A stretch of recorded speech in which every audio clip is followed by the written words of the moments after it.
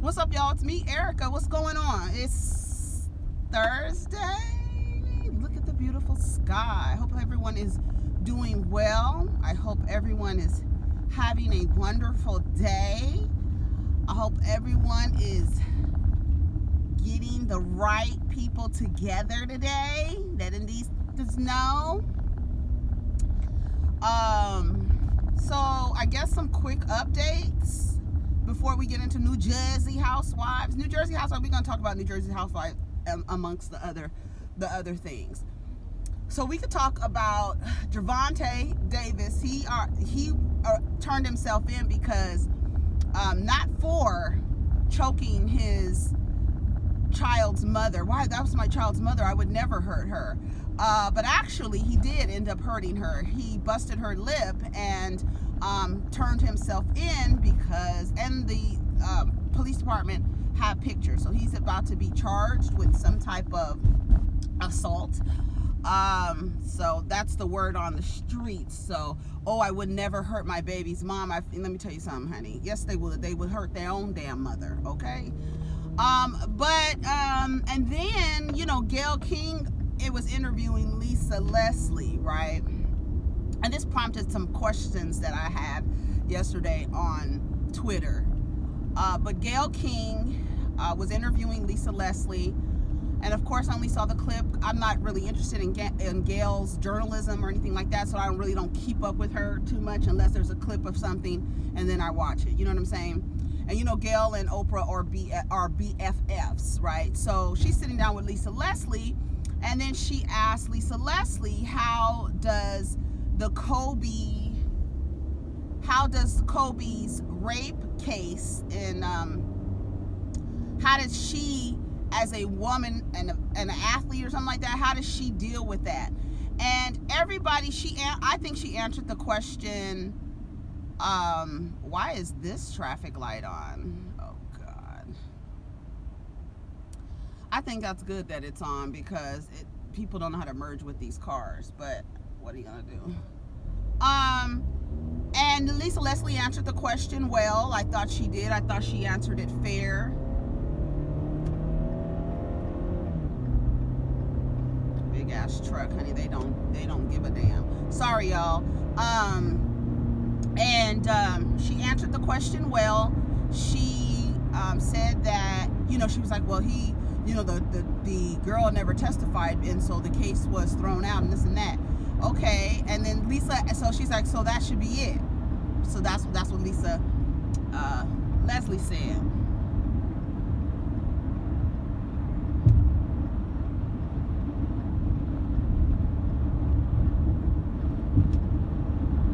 Driving so goddamn slow.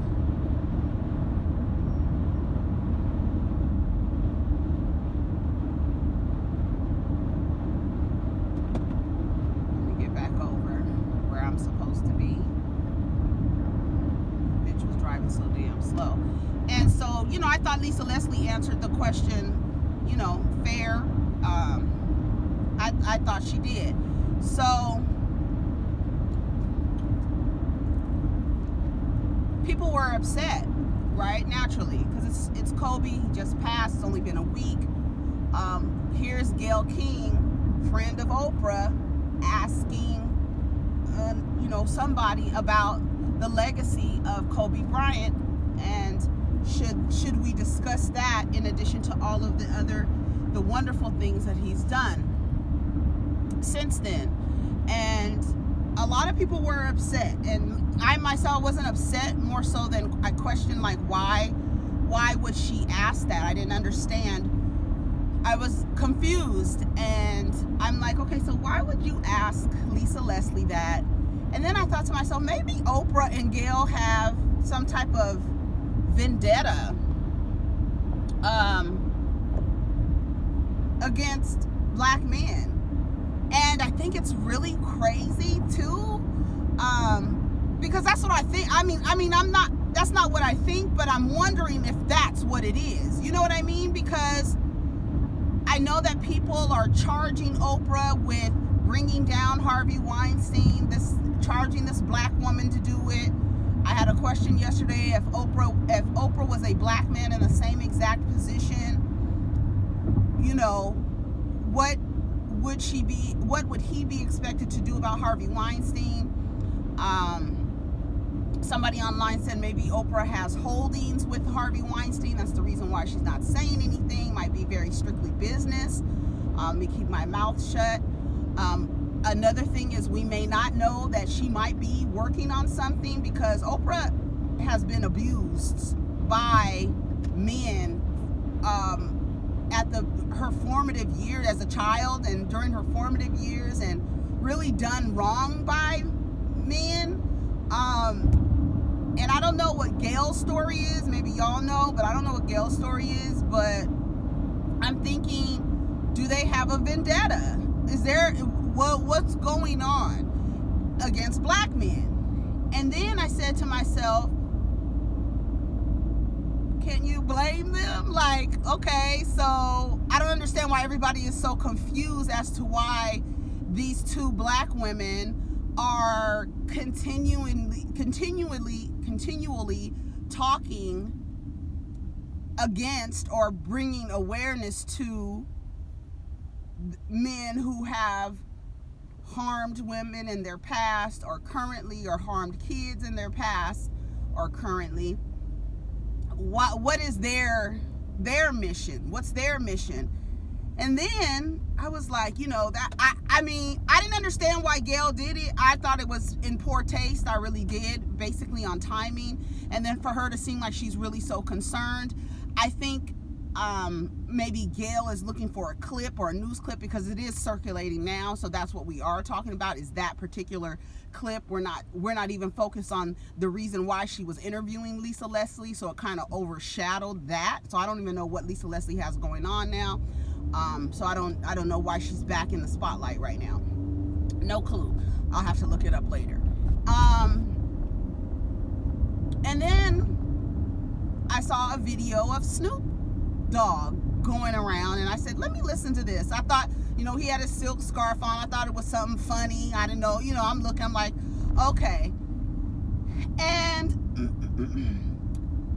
in his message to Gayle King, he started off good. He really did. And then he took a turn onto, here's why. If you don't know why these black women are holding these black men accountable and contributing to stories about them, or putting their name on stories that relate to their issues with accusers or anything like that. Okay. Listen to Snoop Dogg. I want y'all to listen to what his message to Gayle King.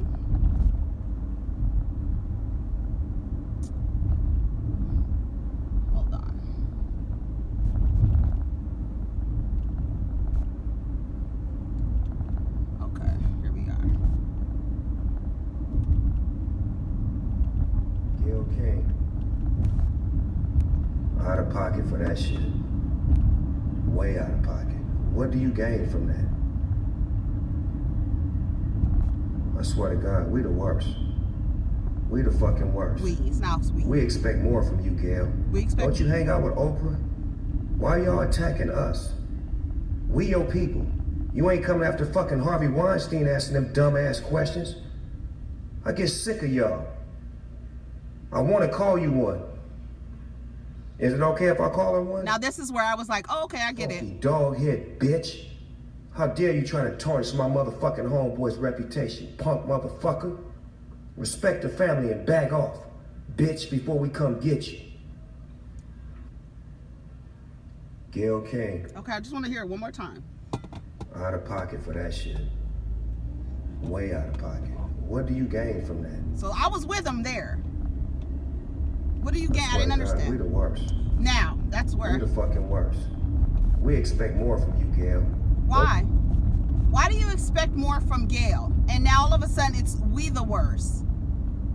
Then says, don't you hang out with Oprah Winfrey? I want to call you one. Here, hold on. I just want to listen. Okay. I just want to break down just his message. Out of pocket for that shit. Okay, I got you. You out of pocket. Way out of pocket. Okay. What do you gain from that? Okay. I swear to God, we the worst. You talking to a black woman now. We the fucking worst. We're the worst. We expect more from you, Gail. We expect more from you, Gail. Don't you hang out with Oprah? Why are you attacking us? Why are you attacking us? We your people. We are your people. You ain't coming after fucking Harvey Weinstein asking them dumb-ass questions. Come after the white man. Don't come after us. I want to call you one. I get sick of y'all. But we your people. You get sick of us, but we your people. And you want to call her one. Called her a dog. Threatened her. Told her to back away from the family. But we was just peoples a few seconds ago. Why do you come after us? Why do you come after black men? Why are you holding black men accountable? Go after the white men who have gotten away with the things that we want to get away with. Who consistently get away with the things that we want to get away with. Why are you not coming after Harvey Weinstein? Why are you not coming after Jeffrey, what's his name? I was going to say Jeffrey Weinstein. Jeffrey Epstein. Why are you not coming after the white men who have been getting away with this stuff? We want to be able to do what white men do too. We want to be able to get away with abusing women. We want to be able to get away with abusing children. We want to be able to get away with that. Can you please go after the white men and leave us alone so we can do what white men do within our community? We expect more from you, black women. Because don't you always stand up for us when somebody does us wrong? So we expect more from you. Right? We expect more from you. Don't you hang out with Oprah? You know who she hangs out with, nah nigga. You know who she hangs out with. Y'all. Snoop, when he said that, I was like, oh, that's the reason why. Why does Gail and Oprah owe black men anything? Tell me why. Give me a reason. Because we so used to standing up, we really just fall lock and step. When somebody hurts a black man, we ready to stand up because that's automatically the code of conduct that we abide by. I don't think Oprah and Gail follow the code that I was talking about yesterday. They like, fuck them. Every time I get a chance to say something against one, I'm gonna let them have it. And like Oprah said, I'm sorry, Oprah said on, whatever show Gail is on, Good Morning America today, I don't know what show she's on. Someone, what did she say? A Russell Simmons can't quiet me. Oprah is a black woman that that worked hard and put herself into the position to where she can say, I don't have to stand up for you niggas.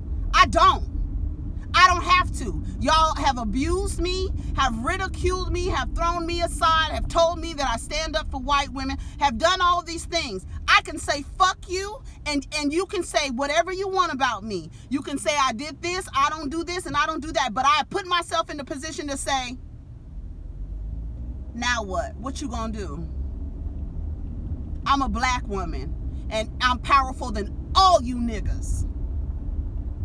And I don't have to do nothing y'all want me to do. I don't have to do nothing y'all expect me to do. I don't have to do nothing y'all think is the standard operating procedure. I don't have to do none of it. And neither does my friend Gail. So what y'all gonna do? Because y'all can take me down. I'm just giving a different perspective. I'm just thinking that might be how she's moving. We don't know. That's my question. I was like, does Gail and Oprah got a vendetta against black men? And it is crazy that people don't understand why. Why is she not making a thing against it? Well, we don't know what she's doing about Harvey Weinstein. We have no idea. Nobody knows. We just know that it's nothing that we can see right now. It could be anything. She could be working on something. We don't know. But that's all I have to say about that. I thought that when I saw Snoop's video, I was like, okay, he has a message. But then he reverted to the old, let me go back to disrespecting this person and being disrespectful to her. I expect more from you. But you know what we expect from you? Exactly what you did. And maybe that's the reason why they don't give a damn about you Negroes. That might be the reason why they make stories about y'all. I'm just saying, it might be something to think about. Anyways, let's talk about Real Housewives of New Jersey. So, okay, what's going on with Margaret? I watched the episode last night and the episode before I watched it last week. So, Jennifer threw that fork at, or plate. What did she throw at her? I thought it was a utensil, but they said it was a plate. She said she threw it at her to get her attention. Melissa is not happy about it. And I don't blame Melissa. This is the second time that Jennifer has thrown. I don't know what's wrong with Jennifer. Something is wrong with her. I think she is a little antagonist. You know what I mean? Like I think she enjoys being antagonistic. I think she enjoys that because it's always this. You know how she goes off on Jackie, saying that she has this little smirk and she can't stand it. But ever notice when Jennifer does some fuck shit, how she starts smirking? I don't know if that's a nervous reaction, right? I don't know what that is, but it's this look and energy of what do you call it? Like she's satisfied. Yeah, like she's satisfied, like she's happy, because when she threw that plate or that fork at Melissa, whatever it was, she threw something at her. Melissa was very upset, but then she was like very in Melissa's face, like, no, I'm not backing down. I'm not backing down from you. And now Melissa's like, I'm cool on her. I'm tired of her throwing shit at me. I'm cool. And I don't blame her, bitch. You're getting too comfortable with throwing shit at me, trying to get my attention. We're not doing that. And Melissa's not cool. And so she told Joe, and Joe's like, what's up with, like, what's going on with her? She's like, I don't know. And he was like, maybe it's because she's not getting any penis. That's it, Joe. That's it. And Joe said that to her husband, which I don't think was appropriate, but maybe I don't think it was appropriate because it might hurt his ego. So for another man to tell another man that you're not dicking down your wife enough, and that's why she's always antagonistic with the girls in the group. Was that disrespectful? Do y'all think that was disrespectful or out of order? Was Joe out of order? At least he didn't say it to her. Now that would really been crazy. Especially because they don't have that kind of relationship. And Nabil, he wants you to call him Bill because he's an American, and I don't know, I guess he doesn't want people to mispronounce his name. So he's changed his name instead of making white people pronounce his name correctly. And it's Nabil. I don't understand how you can mispronounce that or how you can get it wrong, but what are you going to do? That's what a lot of people do that. I was really disappointed when they were like, oh, his name is Nabil, but he's in the, his professional life, he's called Bill. Why do you take your ethnic name and turn it and just make it so white, like Bill? Anyways, that's what you want to be called, child. Okay. So that's what Joe said to Melissa. Okay, so then we go to Margaret. And Margaret, she had her little thing with her mom, explaining to her mom how she feels like she's the mother, and she raised her mother, and she wants her and her mother to have this good, better relationship, but they're always going to be who they are. They're going to fight, they're going to make up, they're going to get on each other's nerves. And like I said, I would like for Margaret to write a book. I don't know why I'm so interested in hearing her story. I don't know why, but I think it would be an interesting story to tell. Based on just the little things, because I feel like we've gotten to know Margaret more this season, as it relates to her and her mother's relationship, which I can dig it. You know what I'm saying? And then she has this jewelry party, and everybody's at the party or whatever. And I'm gonna get to Teresa. And they're at the party, and when they get to the party, Jennifer walks up to Jackie and she wants to apologize to Jackie for saying that she's cheap. Now, you are a woman telling a Jewish woman that she's cheap. That is a stereotype of Jewish people, and I don't think it went over well with her, and she wants to apologize to her. And I don't mean she's cheap, but she keeps talking about it. See, Jennifer has the wrong approach and the wrong outlet, look, and perspective, and she doesn't share that with Jennifer. They don't share that. She has the wrong perspective on how maybe she just needs to get to know Jennifer more, but her idea is, I want to spend money to impress people. I spend money to impress people. And then her and Nabil were talking, and he was like, you know how, like, basically it's our culture to have a lot of food, especially for the adults. That's our culture too, and that's Latin culture too, and that's probably other cultures. You make a lot of food.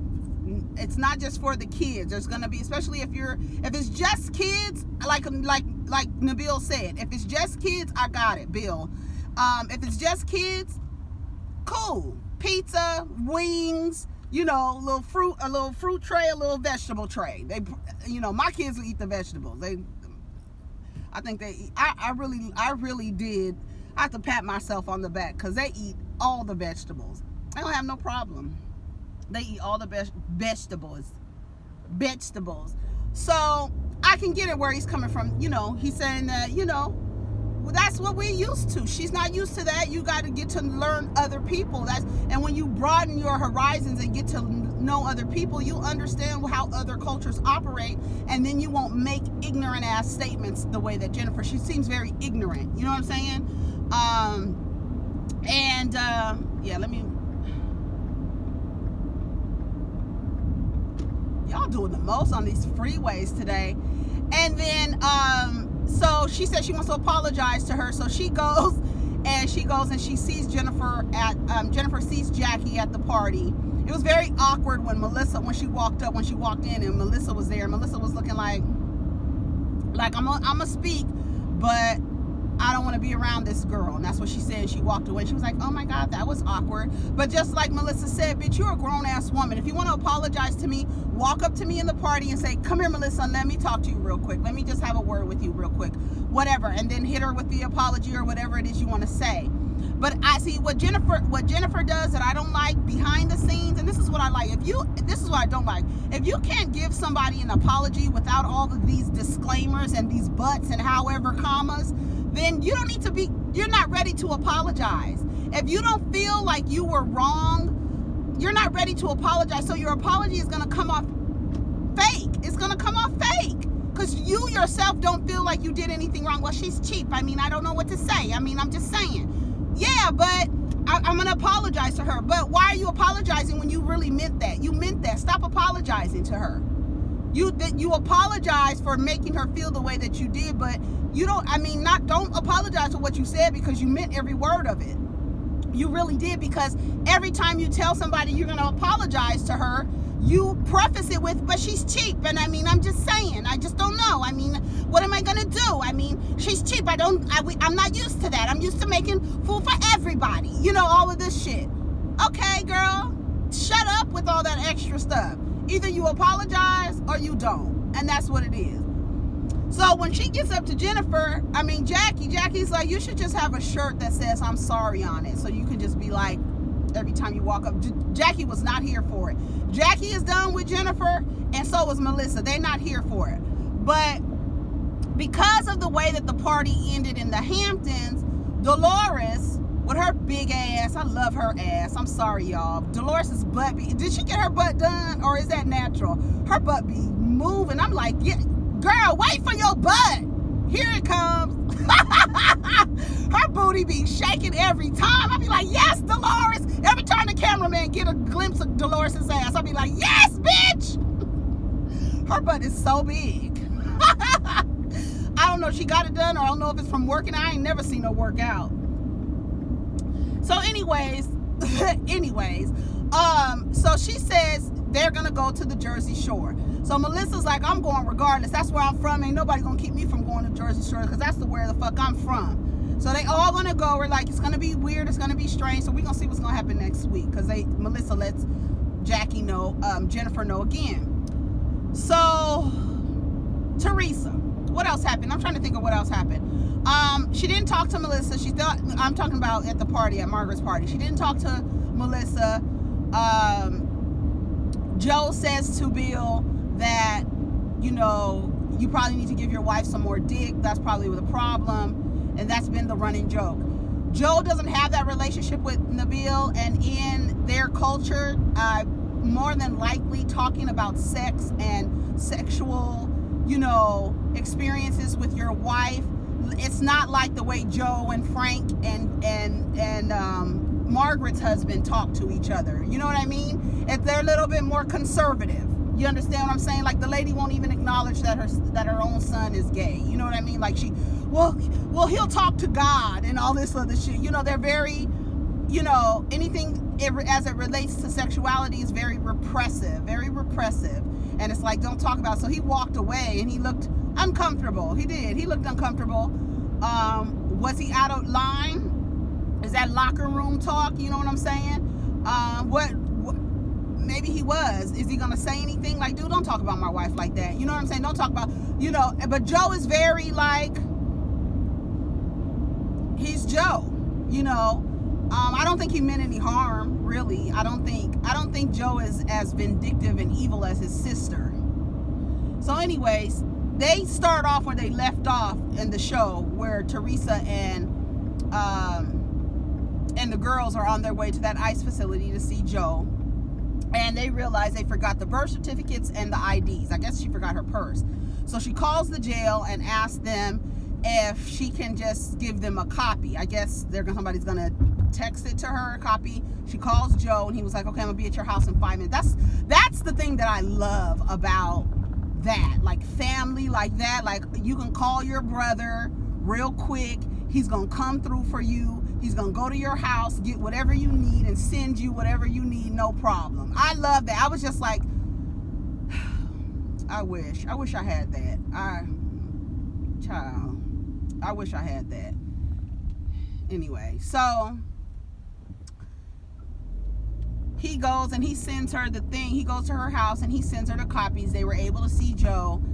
And then on the way back, she's like asking the girls, he calls and he's asking the girls, how are you doing? Get up, get your lazy ass up, and stuff like that. I don't know if Joe is one of those guys who suffers from a severe case of machismo, and he doesn't know how to. He has to talk aggressively to his daughters, and that's the way that he expresses his love to them. Get your lazy. I think he almost said to Melania, "Get your lazy ass up." I think Melania is so pretty. Remember, she was so little and she was hollering and screaming. She used to be hollering and screaming. Melania gotta be an air sign. I wonder what sign she is, because she just says whatever the hell she wants to say. Anyway, so she says, so they go and they're like, oh, it was nice to see him. It was sad that we couldn't see. We had to, see him behind glass and we couldn't touch him and this and that. And Gia still wants him to fight to stay there. But if you see your father is looking, that's when you're like, they just don't get it. Like, they just don't understand. And like, she's not going to understand it until she gets older.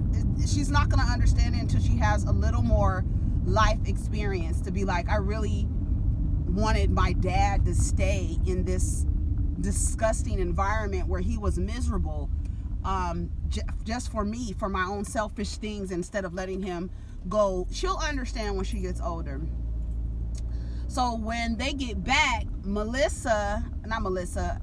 Joe goes over Teresa's house. He's at Teresa's house. I guess he's with Nono or whatever, hanging out. Nono is so cute to me. He probably racist as fuck, but he is so cute old man. I love little old men walking around with their pants above their belly buttons.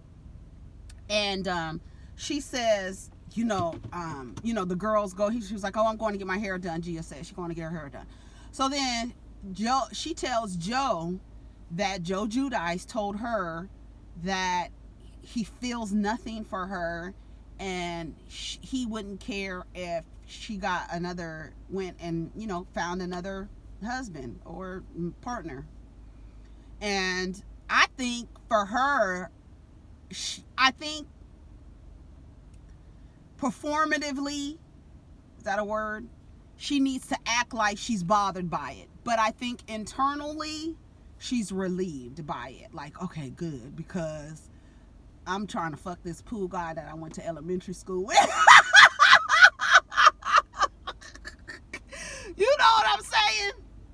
And she's relieved, and I think Joe is relieved. And then Joe tells her, you know, I never liked the way he treated you. I never liked the way he treated you. And she was like, thanks for telling me. He was like, well, you know, I don't want to get involved in your marriage, but I mean, just okay, because he said this now to you, now I can tell you, I just didn't like the way he treated you. I didn't like the way he spoke to you. I didn't like that. And it's so sad that we mind our business to the detriment, to someone else's detriment, to someone else's, instead of saying, because you know how Teresa is. Teresa was very performative when it came to Joe. You know what I'm saying? Very performative when it comes to Joe. I feel like if the situation that she was dealing with, that she is currently dealing with, that if it was Melissa and Joe, I won't use Melissa, because I still think that she would be telling Melissa, do everything to make sure my brother, you know, putting everything on her. You know what I'm saying? I think if it was another woman in the group, Melissa would be very much like, oh, you know, you need to support your husband and this and that. And I think she would. I totally think she would be like, oh, I'm the good Italian wife. I take care of my man. I'm going to do whatever.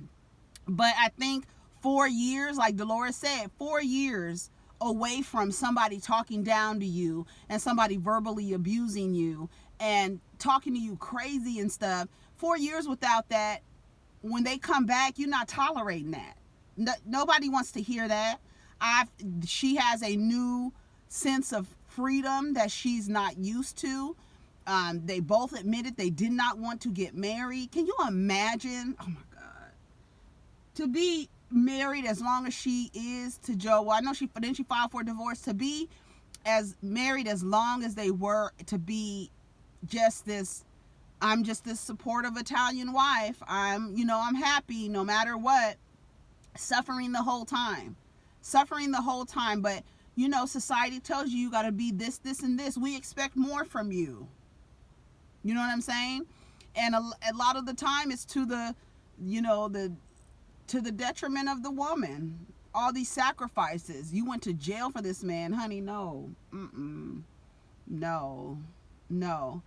And she was like, oh, now you tell me. That's what she said to Joe. And he was like, well, I didn't want to get involved in your marriage. I just didn't like the way he talked to you. And if you think about it, a lot of Joe's Joe Gorga's issues with Joe Giudice was how he spoke to his father about him, making it seem like he wasn't being a good son and that he was going to be the good son. And how I think that was the majority of his issues. And then he really never said anything. That's the first time I've ever heard Joe say anything about Joe related to his sister and their marriage.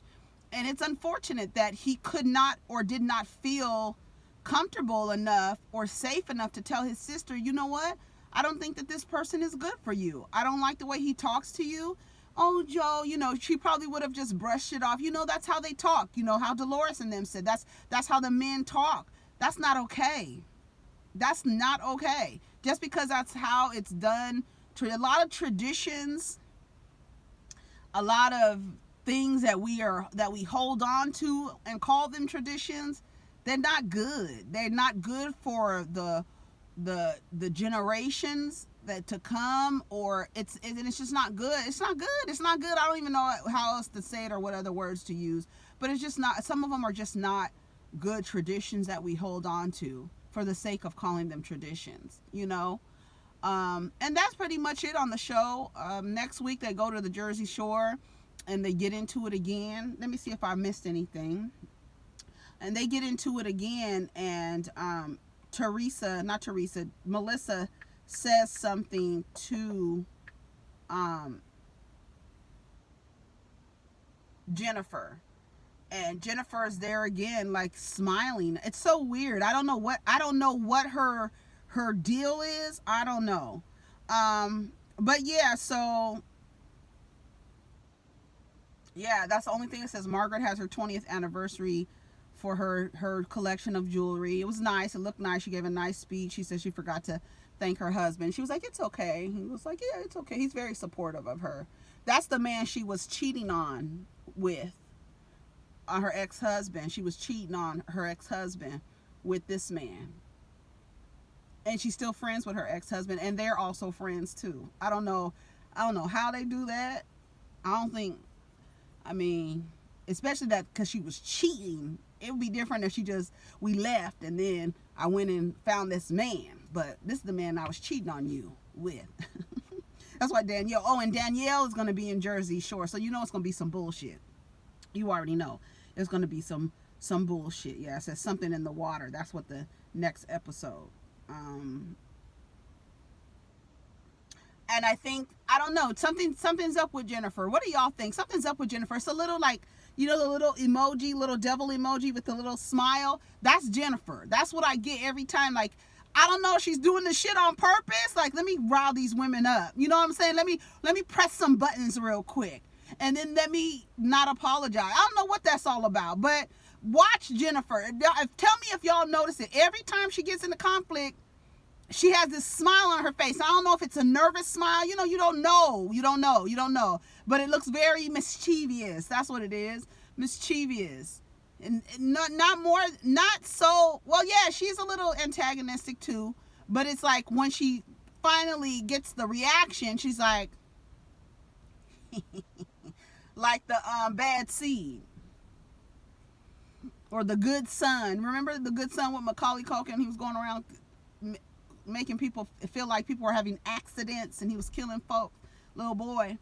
Anyways, y'all, that's it. That's all I got today. Y'all take care of each other. Protect your energy. Let me know what you think. Do y'all think Oprah and Gayle got a vendetta against the black man? And is everyone jumping so quickly to be like, I don't know. What do you guys think? I don't know. That was the question that I had yesterday. I didn't, no one answered. I don't know.